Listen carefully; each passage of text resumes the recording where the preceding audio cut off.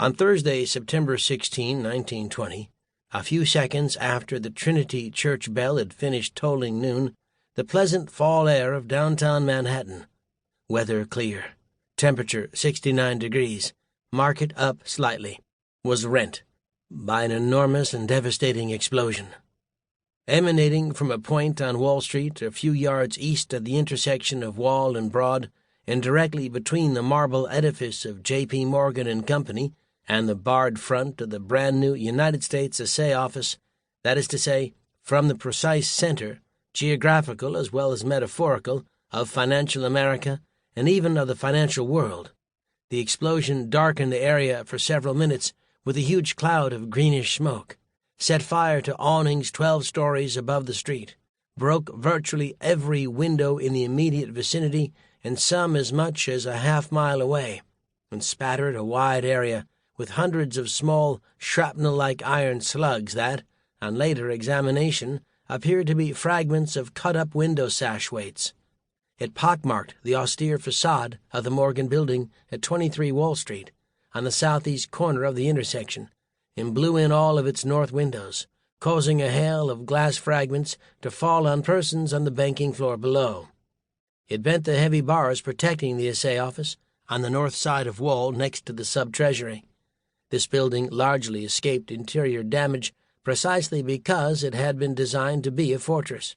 It shook to the foundations, but by miracle or chance did not materially damage Wall Street's own church, Trinity, which stood, flanked by its famous old graveyard containing the bones of Alexander Hamilton, only a short block from the point of explosion.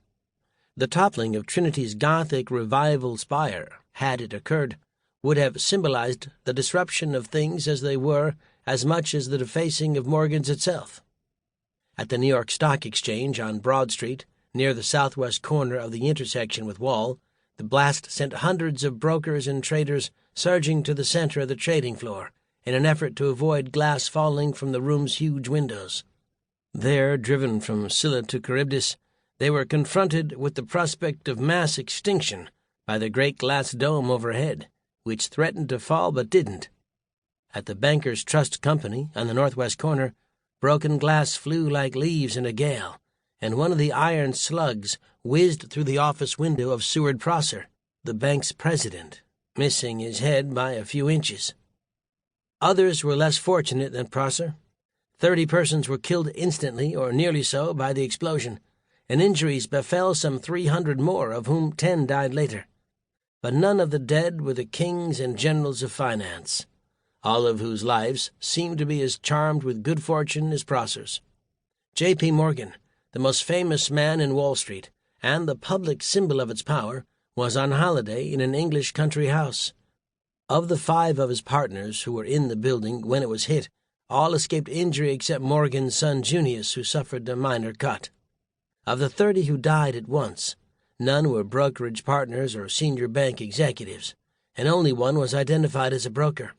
Most of the others were Wall Street's attendants and privates, young or old, the stenographers, clerks, bookkeepers, messengers, and porters, who with untimely appetite had stepped out of their buildings a minute or two before noon on their way to an early lunch. 3 were women, 4 were teenage clerks or messengers, 1 was a young banker of 25, another was a retired businessman of 68. The value of the securities lost in the confusion was negligible, and as to property damage, which amounted to $2 or $3 million, the owners of the buildings or their insurance companies could easily enough absorb that. Whatever the meaning of the explosion, it left Wall Street's power unscathed.